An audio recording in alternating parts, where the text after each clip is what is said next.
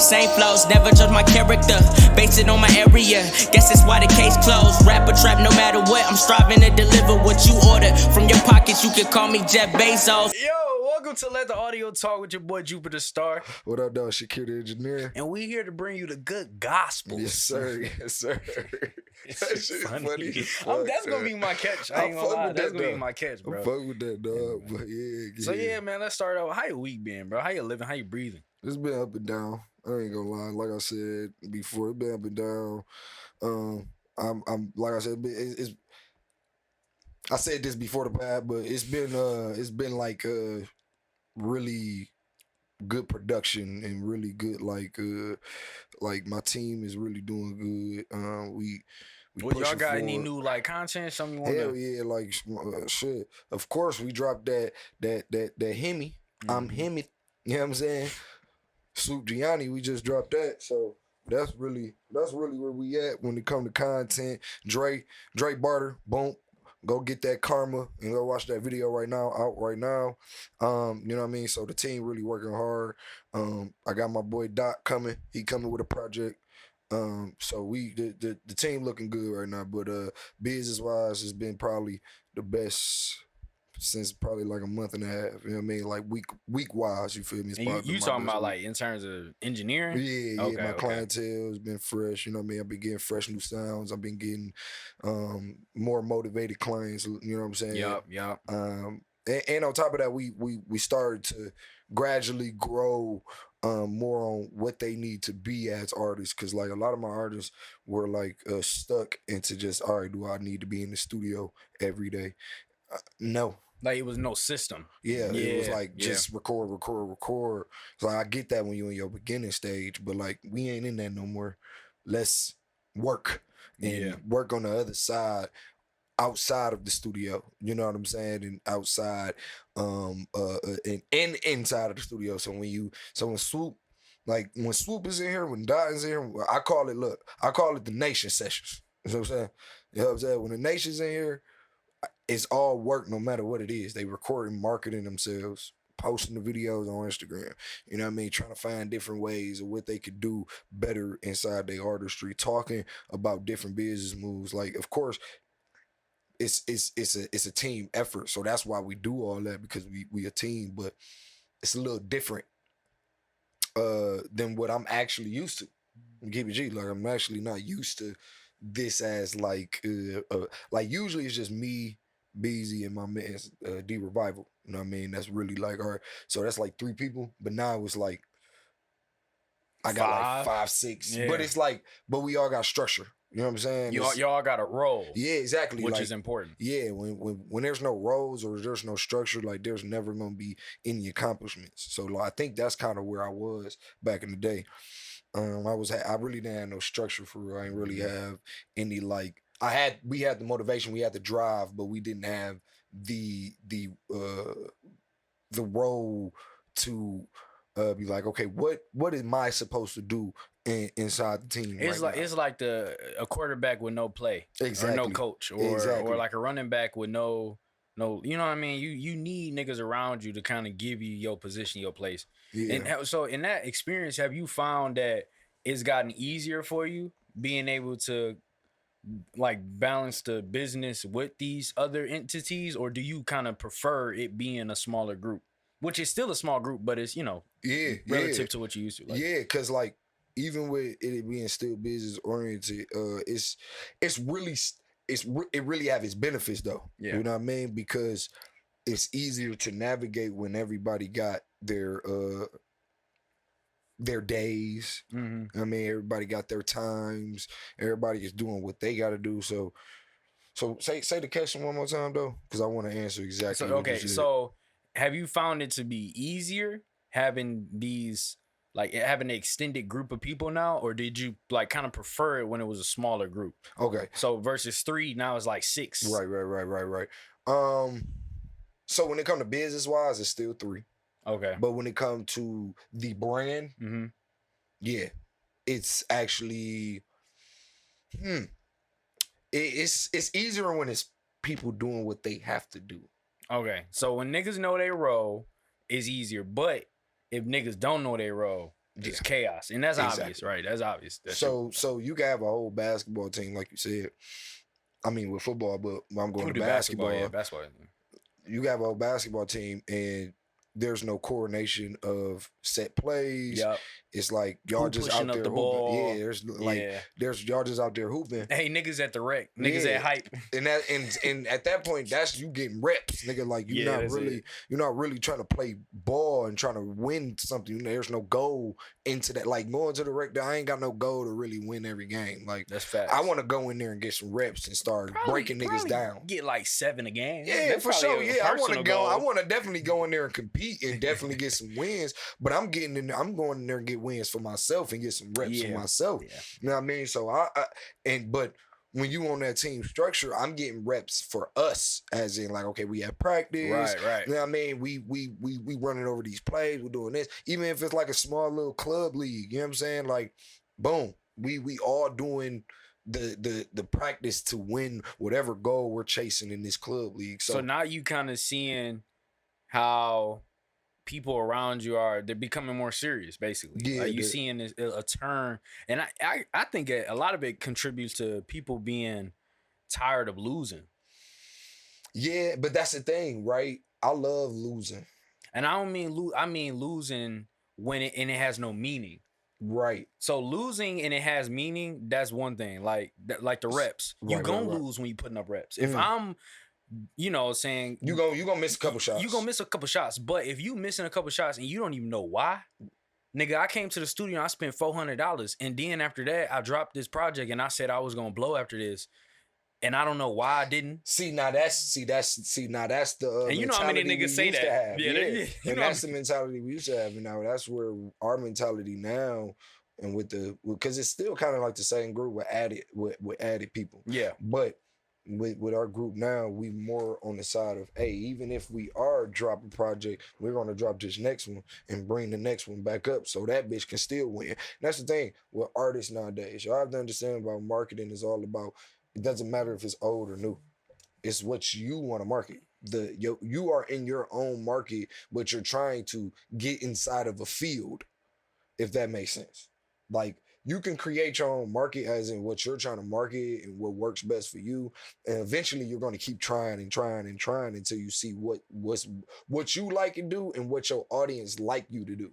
So at that point, say for instance, you have an album that's going crazy as hell, right? And they love that album, but you drop another album, as in locally, you're a local artist. We ain't talking about big stage.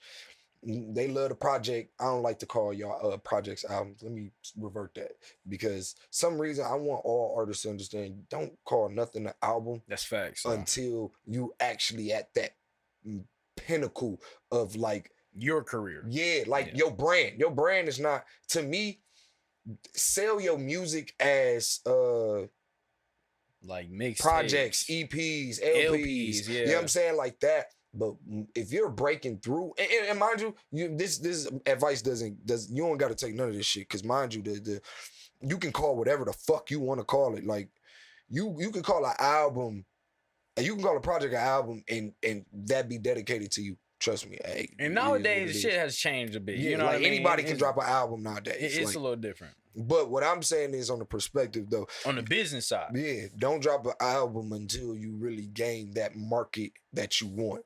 So okay, I got that. I got the people that's looking at me, and I got enough people that I got, or I signed a deal. And I wanna give like clarity on this, why he's saying that. So there's a story of when Nipsey Hussle dropped, I can't remember what album or what mixtape it was, but he was told, I don't know, was it about 50 Cent? I don't think it was 50 Cent. It might have been 50. It might have been 50. Because 50 was a mixtape king, and then he dropped his Get Rich, Die Trying. Yeah. So what happened was, whenever you drop an album, in the older days especially, your market value is now predicated on how good this album does. So let's say, for example, you are an artist that want to get signed by somebody, and you drop an album and you only do 20,000 units in your first week, or you do 20,000 units period in a whole year. the labels are gonna look at you and be like, man, you don't have enough traction for real. So you know what? We only gonna give you a $5,000 advance because that's all you're worth. So what you want to do is you want to just drop mixtapes. You want to get some traction. Do that Lil Wayne shit. That nigga drop a bunch of fucking bro, mixtapes. or do a Gucci Man. Well, Gucci Man, he dropped. You got a lot of artists that did. Jeezy dropped mixtapes. All these motherfucker artists just dropped mixtapes. Even if they were in the album game, they still was dropping mixtapes. So you get to that certain point, but reverting all the way back, if you drop an album and you be like, oh damn, you know what I'm saying? Like this album went crazy, and then I dropped the next one, or I dropped the project, whatever. My bad. You drop the LP, and you be like, damn, bro, no, I ain't get the views that I want. Nah, fuck that. Drop another one, or revert back to keep marketing that to get to where you go to get to your goal that you want to get. Right. You know what I'm saying? Because everybody got to understand that you have a goal in your artistry that you want to push higher up. Like with this podcast game, we have a goal. So we have to, no matter what it is, we're going to post clips of old episodes. And y'all ain't, and the people that don't watch the full length video, y'all gonna watch them clips though. Y'all gonna watch them clips. Y'all ain't gonna know if it was a new episode or an old episode. And this is free game right now, bro. So it's like, say for instance, you redrop a music video on your Instagram, on your Twitter, whatever it is. Hey, y'all, I just dropped. And guess what? You know what clickbait is on YouTube? Clickbait is a thing, y'all. And when you give out clickbait, sometimes you can mislead people, but you ain't gotta mislead people. It's called, hey y'all, I just dropped this new video on, as in, no, I dropped this shit 3 months ago, but I know some of y'all haven't seen it yet. Ain't nothing wrong with that. So I'm just remarketing it. I can remarket it however I want to. It was this one thing I was watching. After this, I do wanna touch on my week.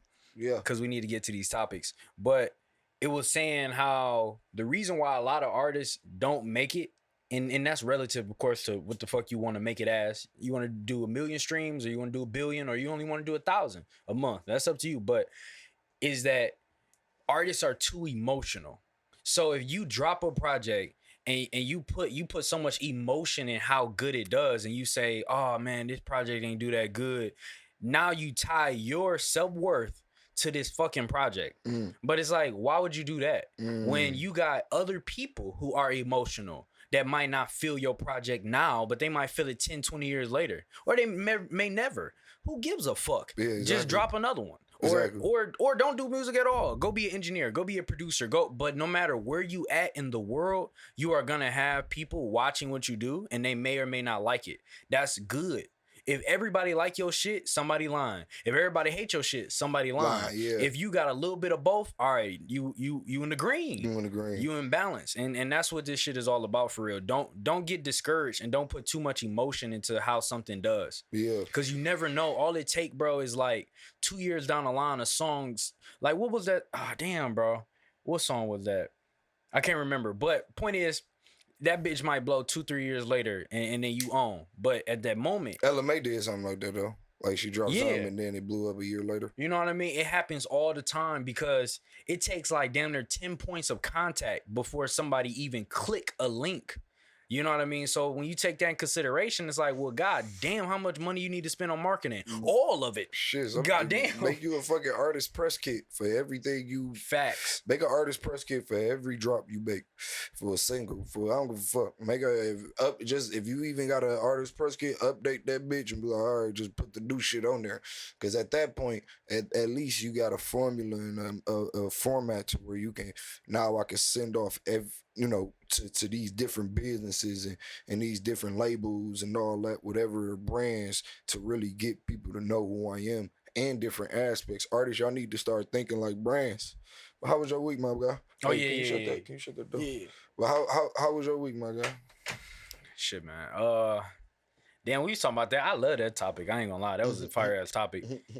Man, so I guess the biggest thing is I started a new job. Yeah. On some real life shit. I'm still, of course, engineering. I feel like that's never gonna stop. If anything, really, the job is just gonna elevate me further. So yeah, I started a new little gig.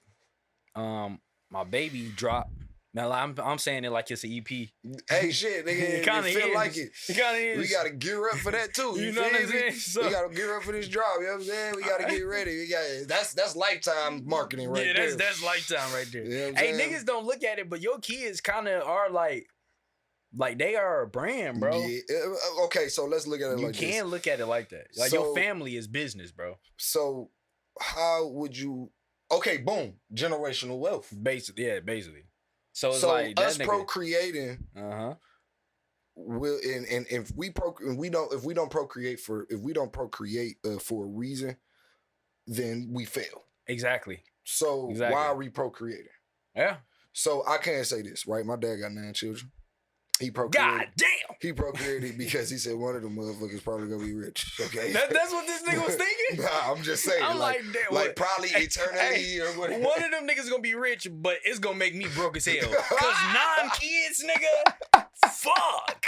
Nigga, some people got 14, 20. Nigga, Yeah, I know they be niggas, coming from. I know niggas that, bro. I know families that got 21 children. They all got their own custom handshakes and shit with each other. Bro, it's Like, what wild. the Like, fuck? I thought 9 was a lot, nigga. But back then, when it was just 7 of us, I thought 7 was a lot. Then 8 came, and then 9. Technically, it's actually 10 of us because we got a little baby sister that, like, it's like she our stepmom's, daughter, but she was born after everybody else. So of course, the older siblings take her in. Yeah. But that's our little sister, our little siblings. So little she sister. extended. Right. So it's like our little brothers and sisters, they mom, because we all got, some of us, there's only 3, it's 4, my bad, it's 4 moms. Yeah, it's 4 moms. So boom, at that point, you got my little brother and sister's moms. Like, she raised us too, though. Like my siblings with me and my siblings.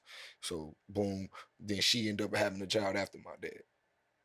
I ain't gonna lie, I got lost.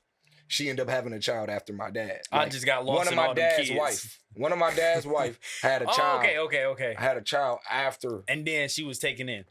It's Kinda. not that she was. Well, But I guess. you but know, yeah, I don't she know how to is. fuck it. Yeah, she She is a our part of the sister family. though. Yeah, Well, she's sometimes, bro, our sister though. sometimes like, when the shit ones like that happen- aren't like, she's not blood related Yeah. to us though. She's blood related to our siblings. Oh, okay. Like, they mom had a baby with another Right. man. But Because mind you, we are the oldest. Like, my group of siblings. Mm-hmm. We the oldest, and then they come.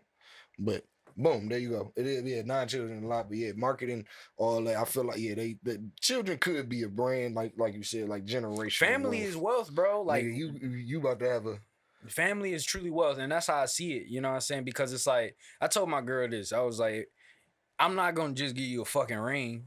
I'm about to buy you a house. That's on Like, hood. that's, you know what I'm saying? That's like a true black man. proposal. Yeah, because Black man. if I don't get her stability, if I don't give her a sense of some type of wealth, which is health, then it's like, what am I really giving her? A lot of niggas run around and they just try and give women jewelry, shit that depreciate, that Bro, really can I don't even keep have it G? value. I hate, bro. I honestly started to get in that feel like probably like 3-4 years ago, to really be like, all right, I gotta spend my money to get this woman to like me, and not on like money things that are like you said, a house, a car, you know what I mean? Things that are benefit. Shit, help her with a small business. Yeah, so like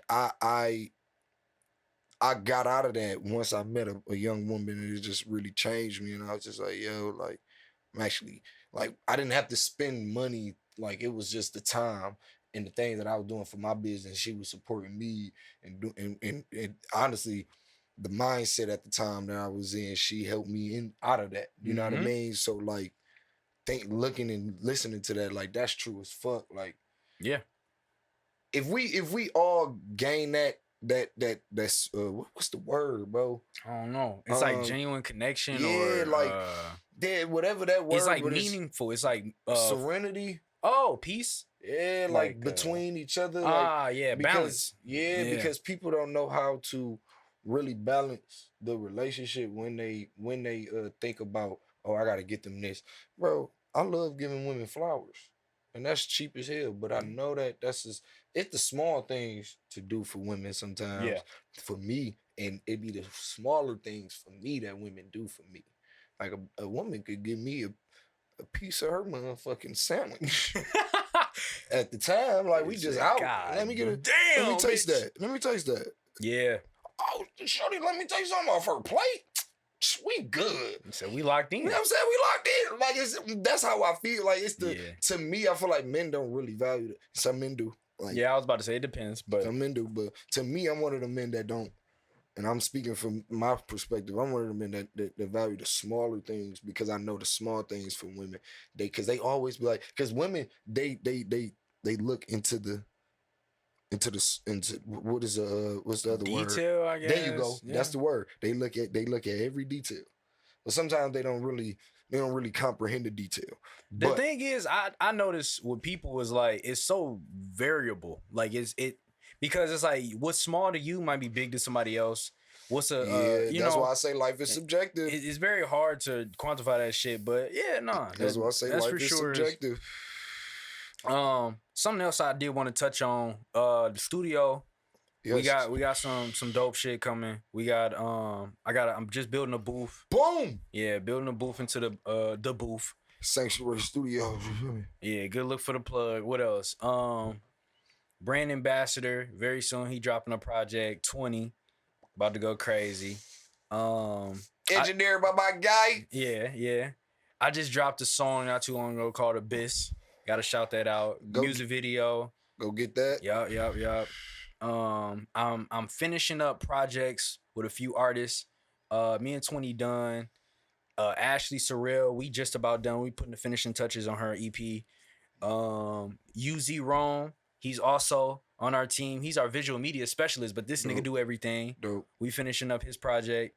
And shout out to my boy Kels. He got a project coming. So I got a question. Man, do everybody that does something does music in your group? In some capacity, yes. Okay, give me. So you just named everybody. You just said a project. So at least I know some of the artists. No, I know some of the artists like Ashley Ray, but Ashley Sorrell, yeah. So my bad. Boom. Sorry, I think I know Ashley Sorrell. I think that's Sada baby cousin. Boom. Yeah. That's who I'm thinking. Woo. Oh, you talking about Shorty that you just said? Okay. Boom. Anyway, she.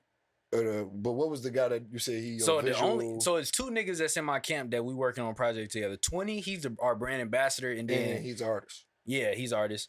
That's really his, his only thing. Yeah, that's all he got to do. That's all he got to do. Yeah. You know. Then you got Rome or UZ. Okay. He does our visual, all our visuals. Like he's basically our creative director of the studio, but he also does music. Dope.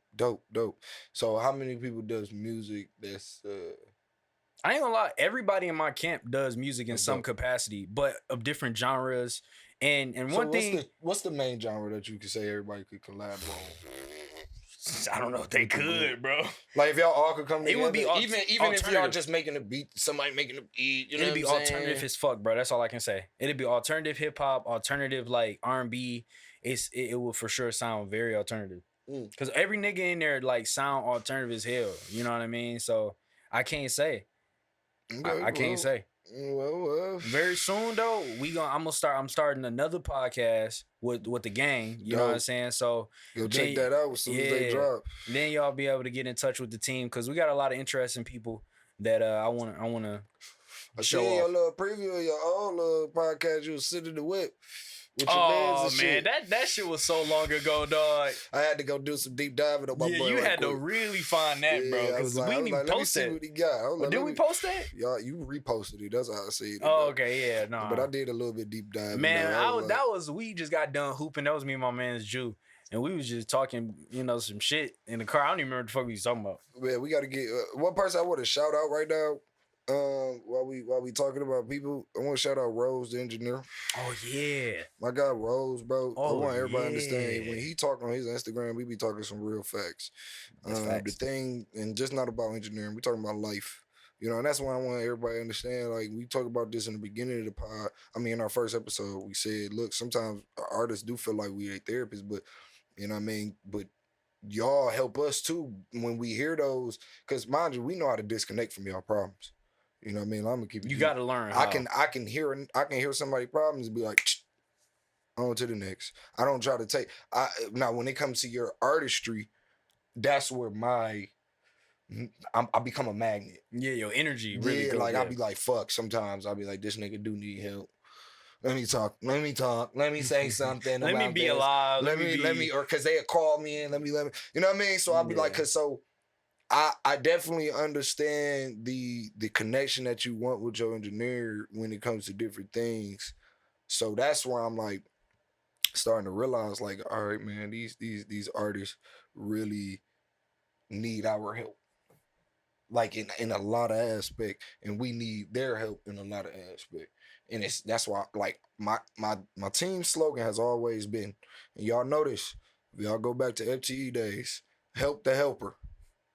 I fuck with that. Help the helper. At the end of the day, you're gonna have help. Once that help you, help him. Help her. Help them. They. All that. That nigga said help. Help me, nigga. You know what I'm saying? Hey, all that's that. especially right now, like, what's so interesting about our generation and our time right now is that we got people like us who we got, you know, some buzz, we got some following, we got some motion, but we're not like mixed by Colt. We're not mixed by Ali. You know what I'm saying? All these niggas. And my guy V. You know, yeah, we're not niggas like that been in the industry however many long, or just had an opportunity to work with some big artists and now they got these plaques or whatever. So we have the opportunity and we're creating a platform to be able to speak freely and give access to, you know, people that didn't have before. So like niggas be like, bro, your prices, man, like you could be charging $70 an hour. And I'll be like, yeah, I know I could. But at the same time, what I also think about is how if I become $70 an hour, yes, there are people out there that for sure would pay that to work with me. But I will also be denying access to a lot of artists that I know can't afford that. But I love working with the niggas. You know what I'm saying? So what's most important to me in this stage of my career is giving access to people that I know never had access to this quality of work for this amount of money. Now, there will come a time. Trust and believe, because it's coming very soon. Like, I'm like, man, I can feel it in my bones. You know how you can feel it when you like, bro, I'm about to hit that next level? It's crazy because I can really that's feel like, that shit, bro. You know how milestones work? And you know What how about you know how you be like on 2K or you be on like a game or something. You can see. And you can see yourself getting to the next milestone because it's like a level will feel so easy. Like even in the beginning, you're like, oh shit, that's it. All right. Boom. Cool. Hit the milestone. You be like, all right. The feeling that you feeling, bro, I'm starting to think that feeling I've been feeling for probably like my whole career, right? It's in my whole career, nigga. But look, I literally understood God, Allah didn't give me the blessing right away. Yeah, nah. He said, I'm gonna give you milestones. Yeah, it's delayed. I'm gonna give you milestones because my brother was a video gamer. I was a person that played outside. Okay. I never had to actually challenge myself due to the mental state. I challenged myself physically. Right.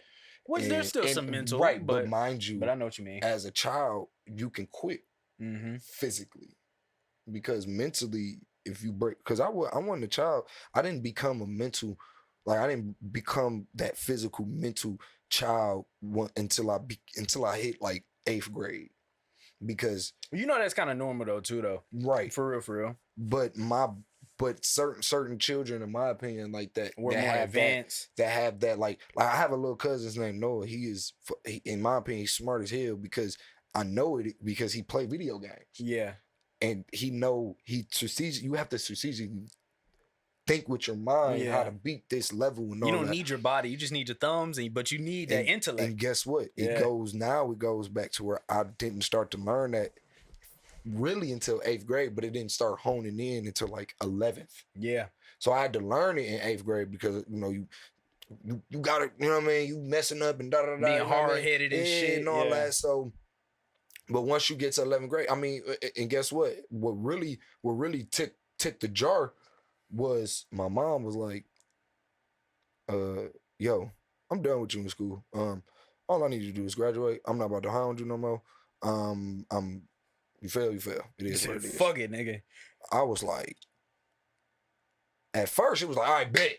You know what I mean? Like, then you think later, like, why did she say that? You know what I'm saying? Like and during the whole 11th grade year, because I was 10th grade, during the whole 11th grade year, because honestly, I'm gonna just keep it G with y'all. Like my mom, she took me through like MRI scans to see if something was wrong with my brain and all kinds of things. My mom had to do all kinds of things when it came to like my like she was just trying to figure out like if I was okay.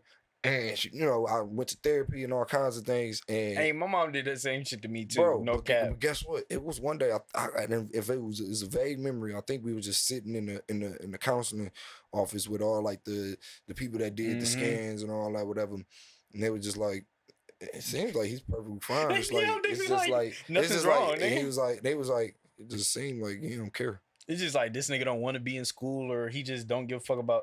He cares what he want to care about, but he don't care. Like it was like if he like we've seen him once he set his mind to it, he pushed forwards on it. Like he pushed the gas.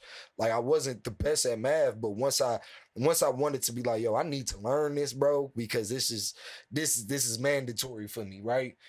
But guess what? If it was so easy for me to have somebody to do the homework for me, have somebody to do the woo, like, and most of the rich motherfuckers do that shit, bro. Bro, people don't realize like I was quiet, but nigga, I was boy. That nigga said, boy. Nigga, I passed because nigga, I was that bad when it came to understanding how to talk to people. So let me ask you, what was the class that you excelled at? Just naturally off rip. To be honest, it felt like English. I never stayed, like to keep it G though, I never stayed on a what they say, the reading level or something? Nah, I never stayed on a high like A. Like I always was around B for my English B, and like it dropped down to a C+. But some of that is because of grammar. So when it comes to your comprehension, was your comprehension scores high? Yeah, like I like anytime we read a book, anytime we come back and try to analyze a movie. This is during high school, of course, because I can't remember English back in like we was doing dumb stuff for English in middle school to keep it G. But high school, like but going back in literature and all that, like my teachers were, from my perspective, my teachers were really amazed. But they had to correct me on my placement and my grammar. That was always my problem too. And I figured like you probably have a similar brain to me. Like I think when people pick certain careers, it's because your natural cognitive abilities are geared towards that particular career. You know what I mean? If somebody's really good with their body, but also like they call it kinetic intelligence. You're really good with your body, you coordinate and shit like that, which we might be because we both are athletes. But it's certain people, bro, when you look at them, you like, that nigga is really coordinated. Like that nigga's strong. He really understands, or they really understand like how to organize things. You know, you got movers out here, you got construction workers, blah, blah, blah. But it does make sense. Like in Divergent, you ever watch that movie? I'm gonna have to go watch it now. Okay, so Divergent is just a movie about how you have 4 factions, and there's like a police faction, there's like a diplomat faction, there's a artist faction, and then you got another one I can't fucking remember. Or fighters, you got fighters. But basically it's to say that like everybody kind of, you can say, yes, we're flexible and we can learn many things, but we do have a proclivity towards a thing. So it makes sense if you're able to comprehend English. Let's say, for example, you probably have an analytical brain, so to speak. Like you analyze and dissect problems. Too much. Maybe too much. that could be a problem. But that's what mixing is, bro. If you think about it, we're problem solvers. People come to us and they be like, yo, you know, of course we're problem solvers, but also creators, but we're primarily problem solvers. Like, yo, somebody came to me the other day and he like, man, like this shit sound garbage, bro. Can you make it sound better? And that's most time when niggas say that. They be like, can you make it sound better? Of course. Hell yeah. And the only reason why we can is because we comprehend the tools that we use to create something new. And to piggyback off like comprehension and like the understanding, I want to say like, even with comprehending, I have an artist, right? He's from Ukraine. He's Sufi Lofa. See, this is the thing. I want to get his name right when it comes to his artist name. His name is Max, though. His name is Max. So, but he's cool. But the thing is, I understand him so well because he don't know English. Like sometimes we got to go back to Google Translator and things like that. But the thing is, I understand most of the time things that he's saying even like just by body language. Yeah. Fuck shit, bro. Right? I'll be like, okay, he's probably mad that he don't like that that tape. Right. Or he'd be like, bro, did he be trying to figure it out? Cause he came out and I'll be like, oh, do you just want to redo that tape? Yeah, yes. And sometimes he don't understand what I'm saying. So I'll be like, do you want to just redo this take right here? Like, he'd be like, yeah. Start over from the top. I'll be like, okay, bet, we on that. You know what I'm saying? So I'll be like, I knew exactly what you were saying. You know what I mean? It's like the body language, which, and that's why I said piggybacking off of comprehension, because I can comprehend just off of those moments, those cues, between him, and I can problem solve between that in my brain. Like, okay, boom. So that's why when I go back to English class, like I was always good at comprehending when it came to what I wanted to know. Yeah, exactly. You know what I'm saying? And that's like, everybody, bro. Like, yeah. I think everybody fundamentally, like, if you want to know something, you're gonna put in the effort to know the shit. Yeah. So don't force yourself to be something you're not. You know what I'm saying? Don't force yourself to learn some shit you don't really want to know. And I think, and this is just, we bringing this shit real, like, back to earth. Like, you know what I'm saying? Like, it's real grounded right now. I can feel it. But it's like with school, that's the problem with it for most people. Yes. Is that we're being forced for 18 years or 16, 17 years of our life. And if you go to college, another some years. 8, yeah, 9, sometimes. To learn some shit that you won't really use, bro. Like, I swear to God, when I went to the audio engineering program, bro, it was so much of that shit, dog, that I know for sure I wouldn't use. Yeah, like, even if I was to work in post-production and work with videos and stuff like that, it's certain things they taught. I'm like, bro, I know I would. Because most people got templates. Most people go or it's like a route. It's you know what I mean? It's already devised for you. So it's like, and now that technology is being made, it's starting to become so much easier. So they teaching you the old way, kind of. Yeah, they teaching you that. Yeah, there you go. That old it's way. like an old ass, like, for so example, they like just in case, basically. Yeah, like just in case we got to go back to analog. You know how to you know how to use it. Now, granted, I will say, yes, everybody that is trying to be an engineer, learn how to use analog. Learn how to use analog, at least a little bit, bro. Understand. At least learn how to set it up. Yes, yeah.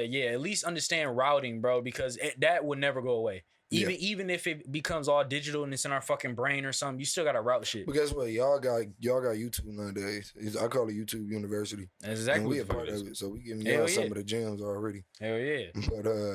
But we got another topic. Segue into something, man. I ain't gonna lie. So I remember. Has there ever been a time, and this kind of correlates to our other shit. Yeah. Has there ever been a time where you did a mix and you was like, man, I love this fucking mix, bro. I put my feet in this bitch. And then the artist was like, nah, B. This ain't it, dog. What the fuck I pay you for? Oh man, I've been through that. That was that recently? I want to say recently. I ain't say they. I wouldn't say I've never been to what the fuck I pay you for. No, I'm over exaggerating, y'all. But I've been through somebody that's like my early stage. Somebody asked for their money back. I mean, that's early though. Yeah, but now, recently, I wouldn't say recently. It'd probably be small edits for real at this point. But now, honestly, I know somebody that actually no, I'm lying. Yeah, it was recently. Somebody that didn't like this. He didn't really like the mix, so I had to change the whole mix up. I had to do the whole bitch over, nigga. Like, honestly, let me keep you. I'm gonna keep you all my clients. If y'all watch this, I don't redo. I don't go and detach from the whole mix. You shouldn't, bro. Like, I just eliminate exactly what you tell me to eliminate, and then refresh. If that makes sense. That's all you should have to do. So it's like, boom, take that away. Boom, refresh that. You did too much on it. I think that's what he didn't like the effects and things like that. He was like, nah, that ain't. Yeah, he didn't like the creative narrative, so he wanted to be plain. Once the plain goes, he goes, damn, it's certain vocals I don't like, so now you want to come back and re-record 1 or 2 vocals. Y'all can't focus on one song. Y'all, like, once you start to nitpick at everything of the song or the mix, like, I can see this. When you get your vocals, He had somebody else mix it too. He didn't like it. So and that be the thing, bro. It's so many times niggas would like they would just shop around the same song to multiple engineers. You don't have the budget to really do that. And it's not to say like, even if you got the budget, bro, it's just not worth go it. to the next song. It's not worth it a lot of times. You already tried three. Bro, 3 strikes you out. If it's not where you want it to be, like, I'm gonna keep it G. Most do it of the yourself. time, yeah. And most of the time, bro, you gonna fuck up the song. Yes. Cause you too lost in the sauce now, bro. I ain't gonna lie. Now you trying to figure out what shit where it need to be. I mean, not where it need to be, but now you trying to figure out how it need to sound or why you need to sound like this.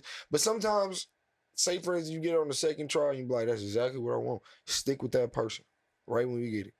Right when you get it, stick with that person. That's why I always tell people, like, never be afraid to shop around. Like we said this on the last part. Never be afraid. Never be afraid to shop around with people when it comes to your engineers and you know what I'm saying? Beat makers. Like, it's cool. Like we ain't. I would never be jealous if you go to an engineer, but what's really daunting to me if you try to flaunt on other engineers. Like that's weird. Like just silently go do business with somebody else, bro. Like gangsters move in silence. Like you ain't got to be out here flaunting. You know what I'm saying? Like that's a little kid shit. But yeah. So how you so when somebody come to you and they're like, yo, I ain't like the mix, bro. How do you normally take that? Like you just ask, like, okay, what do you like about it? Do you be like, you bitch ass nigga, and then you smack them? How you how you handle that? That is hilarious. Imagine doing that shit to a nigga though. You said you don't like what? And then you pull out your gun and just smack a nigga. Pistol whip his ass. Damn, that's tough. That's tough. But, yeah, that's tough. I really just take constructive criticism. Like I try to get them to give me detail. As much detail as possible, because if you give me enough detail, I can work off that. And if I don't go off the detail after that, then it's just my fault. Yep. You know what I'm saying? Like the first try of like the first go round of you, like, okay, yeah, like what this sound like, I like da. That's why I try to tell people, like, give me what your general, or what is the general sound for the song for you before you leave. If you're gonna pay for this mix, tell me the general sound, cause I'm gonna give you, you're not gonna get your general sound when you leave the studio. You gonna, especially if you're not paying for the mix, is what I'm saying. You gonna get literally a general sound. Yeah. It's gonna just sound like a fucking blank ass song. Yeah, you're gonna maybe have some reverb on it so it could sound fresh. But other than that, I'm talking about like yo general sound of what you're looking for and all that. When you leave, I always try to let everybody let me know what they want me to do on the song. And even if they leave silently, even if we don't talk about it, I like to take that constructive criticism. Like, please just let me know. Because ain't nobody got time for you to, be bad mouthing about my business somewhere because you didn't open your mouth. That's facts. That's facts. So it's like at the end of the day, I'd rather us be on the side of like, nah, it just didn't work out. Yeah, but it's communication. I think now we are in this culture, and I was watching a video about this recently. It was like the video said, "This is what's making your music bad," or something like that. And he was basically saying how we went from a culture where you come up with an idea for a song, and let's say you a little bit comprehensive on knowing how to play the piano. What time is it? It's 2:16. You good though? Okay, so you know how to play the piano a little bit. You know some keys, and you know how to sing a little bit. All right, you come up with this concept, and then after that, you hire an engineer, a recording engineer. Right. Then you also hire a mixing engineer. Then you also hire a mastering engineer. Then you also hire people to play the instruments that you want to hear. Then you also hire niggas to press your music because it was vinyl or CDs. Yeah. You gotta hire all of these people to do this thing, but now we're in a space where one person is everything. So it's almost like time has sped up, music has sped up, the whole process has sped up, and people are thinking that when you come to an engineer, it's supposed to sound like nigga, like Juice WRLD, like fucking Madonna, like Tupac, like all these niggas, soon as you walk out the studio. And it's like, first of all, you haven't even practiced your craft enough to sound to make sure your punches sound consistent or as consistent as you want them to sound or whatever. And then secondly, you haven't even created a relationship with your engineer. Yeah, y'all keep flip-flopping anyway. If you bouncing around engineer to engineer, which I understand. I ain't gonna lie. Some engineers are whack. You gotta like a song and then be like, let me go back and like more songs. Yes, let me like we might not hit a song. And then this song I might like, but I might not like this song. Like at the end of the day, you gotta build with them. Like if you don't like that song, maybe it's because of the mix that he gave you. But don't be like, oh, I don't like the song. This whole ass nigga ain't mix my shit right. Like, that's what I was saying. Like I'd rather y'all communicate, and then if I don't mix it right, and then we come back and we communicate again, it was just that you just didn't like it. I can understand that. I'd rather that than you be like and not say nothing. Right. That's the worst fucking feeling. Yeah. So that's I've been through that throughout my whole career for sure. But it's always I try to tell people constructive criticism.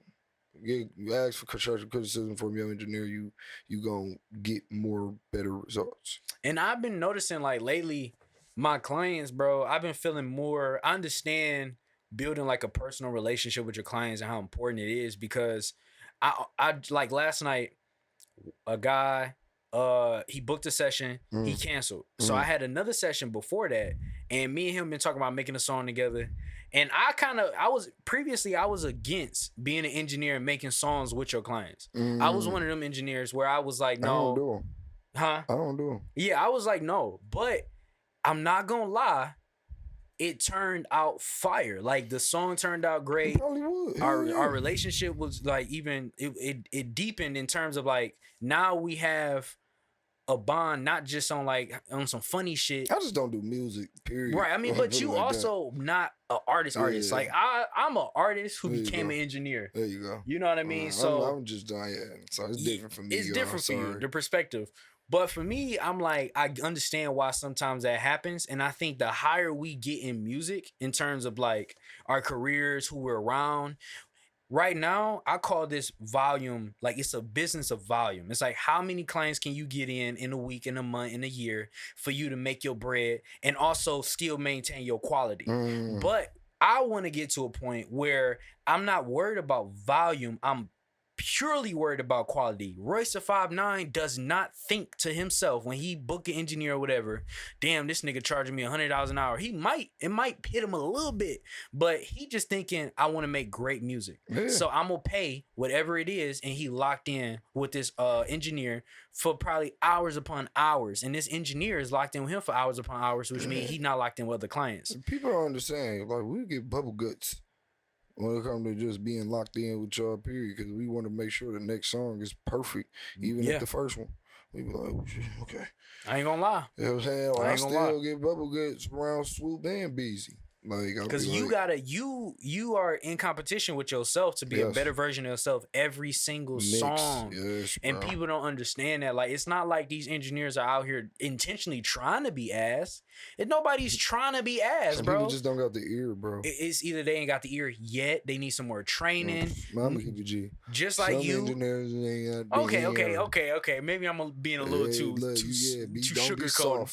We ain't soft on this podcast. We already know. It's just we be shitting on niggas a lot, bro, and we ain't shitting on nobody. We're not shitting, but no, bro. Sometimes like, I be feeling like I be shitting on niggas. Like, bro, these niggas suck. Some niggas don't just suck. Some of y'all engineers suck, bro. So no, some of them niggas really do. Like, you probably like, I don't know how you paid this nigga and you left and you heard that shit in the car and in your headphones and then anywhere else and you played it to your mans and your friends and nobody told you that shit was garbage. I don't know what happened in between the translation, but at the same time though, I would give niggas the benefit of the doubt and be like, they're trying their best. But maybe you need to go to somebody that don't need to try their best. They are just the best. Yeah. You feel me? That might just be where you at. Yeah.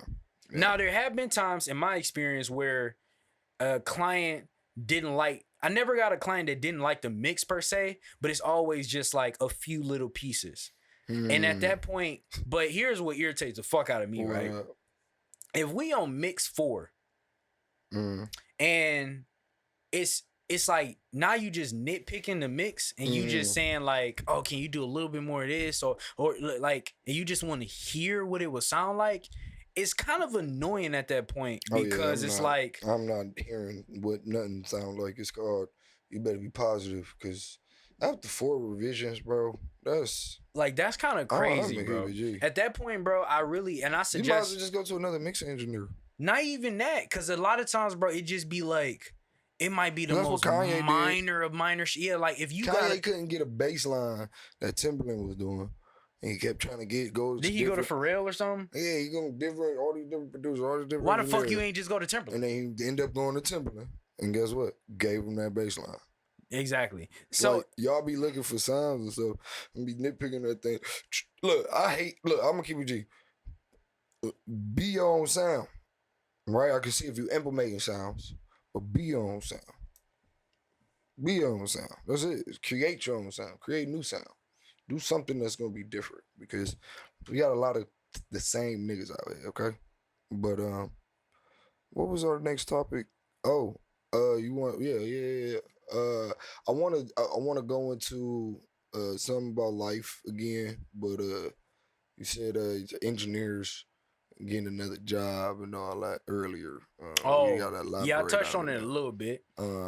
Honestly, I'm gonna give you I want to become a dog trainer, so that's my next venture. So that's gonna be my next job too. So we both gonna get new jobs. Hey, you know who Mixed by Phil is, or Mixed by Philip? Yeah, I seen his on Instagram. Yes. Yeah, I think it's Parallel Sounds. Shout out to them. That was the first nigga that ever recorded me. I think ever. But I know Parallel Sounds. Yeah. So, bro, this nigga is an MMA fighter now. That's dope. That shit is crazy. He about to be whooping niggas ass. I ain't gonna lie. I think he did. I think he won like his first fight or some shit. I haven't been keeping up. MMA is a little bit easier to get into. Like, how old is he? I think he like 30 something. Oh yeah, MMA is easier to get into it like at the ages you like an older age because like you know what I'm saying? Like it ain't boxing. Like boxing is a little bit different. No, they be like you need to start at a young age. Prime age, nigga. Yeah, MMA they will let you. They'll throw your ass in. You could be a street fighter and be like, nigga, I could be all the ass. Yeah, I bet. And you might. You might. You know what I'm saying? You might whoop some ass, but eventually you're gonna meet that one nigga that know jujitsu and got a black belt, and that nigga put you in a guillotine that you ain't never seen. If a jujitsu person can't get a boxer down, they getting their ass beat on the floor. I mean on the stand up. Yeah, but you got to get in my range. Yeah, but guess what? If you got most boxers, me to death, I guess. Boxers who have good range, do you understand? We teach that. Do you know? I trained him in for 2 years. Around the ring. I mean, yeah, but I ain't gonna lie, bro. If a boxer, bro, we seen it. First off, I'm gonna give you. We seen it in MMA too. Why is all the most dominant fighters? Let's put it like this. Why do most of the cash reward prizes of like fight of the night or like knockouts? Well, because it's more exciting than you choking a nigga out. No, it's not. Yes, it is. Sometimes not the way you, bro. Sorry, George. Sorry, Jorge. Jorge Masvidal got choked out by legs, bro. A nigga had him in a triangle. Yes, bro. But he was like standing up though. Like, bro, I don't think I ever seen that. Bro was standing up. Like Jorge was standing up. And bro had him in a triangle. Oh, like, he had in a rear naked. Yeah, okay. No, with his legs though. With his legs, and bro choked him out. I gotta look. Bro choked him out. Bro, I'm gonna put it on the screen. It's a picture. It's an infamous picture from Jorge getting choked out. Hold on, bro. Bro, I'm trying to tell you.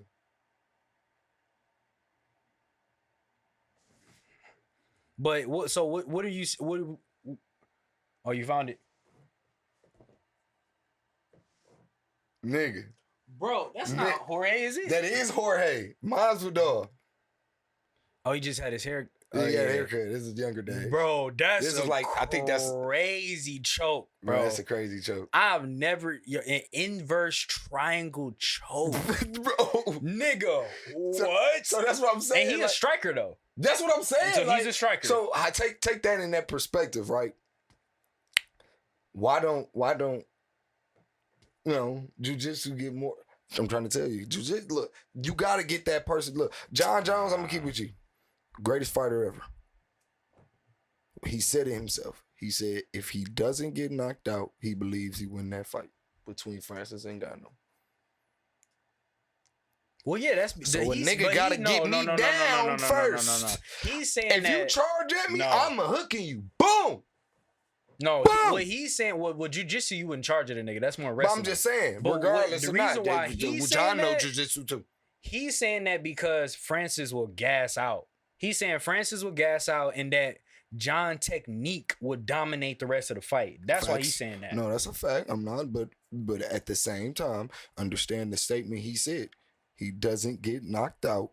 He wins that fight. So at the end of the day, Francis ain't even a real boxer. Okay, put a Deontay Wilder in that motherfucker. Slugger, yeah.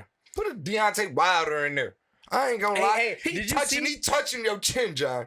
Deontay touching your chin, and you're going to sleep. So you better use as much wrestling as you can. The boxers is tearing niggas up, bro.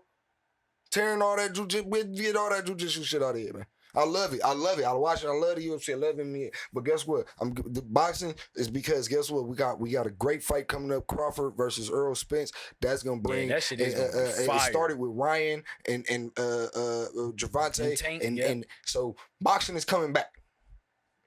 What you touch that chin on the jiu-jitsu or a wrestler, they going to sleep. This is even better. Deontay Wilder. When you mix boxing and jiu-jitsu together, you have the ultimate fighter. And that's the whole concept of UFC.